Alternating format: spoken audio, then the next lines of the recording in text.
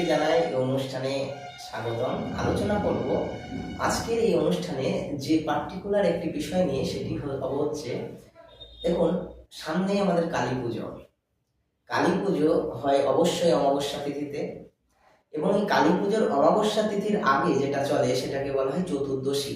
এই চতুর্দশী তিথিতে আমাদের হিন্দু শাস্ত্রে একটি বিশেষ প্রথা আছে। এই চতুর্দশী তিথিতে কিন্তু চতুর্দশ শাক ভক্ষণ করা হয়, অর্থাৎ 14 শাক খাওয়ার একটা প্রবণতা দেখা যায়। এখন অনেকেই আমাকে প্রশ্ন করে যে এই শাক, অর্থাৎ এই চতুর্দশ শাক, 14 শাক, যেটা দীর্ঘদিন ধরে প্রচলিত হয়ে আসছে, এই শাক খাওয়ার কি আদৌ কোনো বাস্তবতা আছে? এর কি কোনো কারণ আছে, নাকি এমনি বটডালিকা প্রবাহের মতন গা ভাসিয়ে সকলে খায়, তাই আমিও খাচ্ছি? তো অনেকের মনের এই কনফিউশন দূর করার জন্য আজকে একটি ছোট্ট তথ্য দিয়ে রাখি। তথ্যটা হচ্ছে, কেন আমাদের এই 14 শাক খাওয়ার প্রবণতা বা 14 শাক খাওয়ার প্রয়োজনীয়তা আছে। কেন দীর্ঘদিন ধরে, এটি কয়েকদিন যাবৎ বা কয়েক বছর যাবৎ এরকম ব্যাপার না, কেন হাজার হাজার বছর ধরে এই প্রবণতাটা দীর্ঘদিন ধরে চলে আসছে।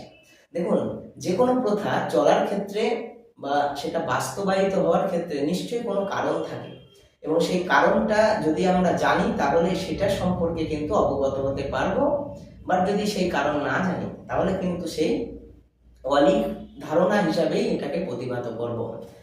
প্রশ্ন হচ্ছে, কেন 14 শাক খাওয়া হয়? দেখুন, এই যে সময়টা, অর্থাৎ 14 শাক খাওয়ার যে দিন, সেটা হচ্ছে আগামী 1 কার্তিক 19 অক্টোবর রবিবার। ত্রয়োদশী তিথি থাকবে দিবা 1:54 পর্যন্ত, এবং 54 পরের থেকে চতুর্দশী তিথি শুরু হবে।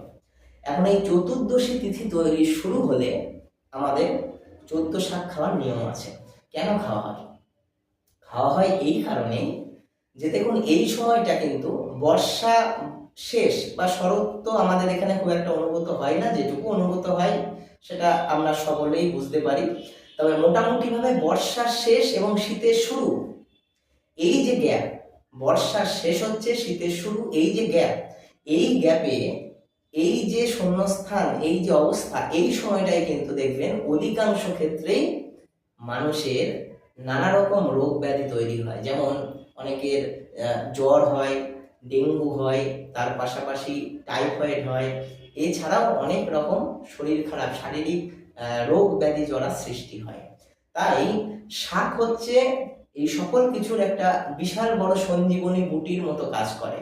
যে 14টি শাক খাওয়ার কথা হিন্দু শাস্ত্রে প্রচলিত আছে, সেই 14টি শাক হচ্ছে ওল, কেউ, বেতো, সরিষা, কালিকান্দে, নিম, জয়ন্তী, সাঞ্চে, হিলঞ্চ, পলতা, শৌলভ, গুলঞ্চ, ভাটপাটা এবং শুষ্নী শাক।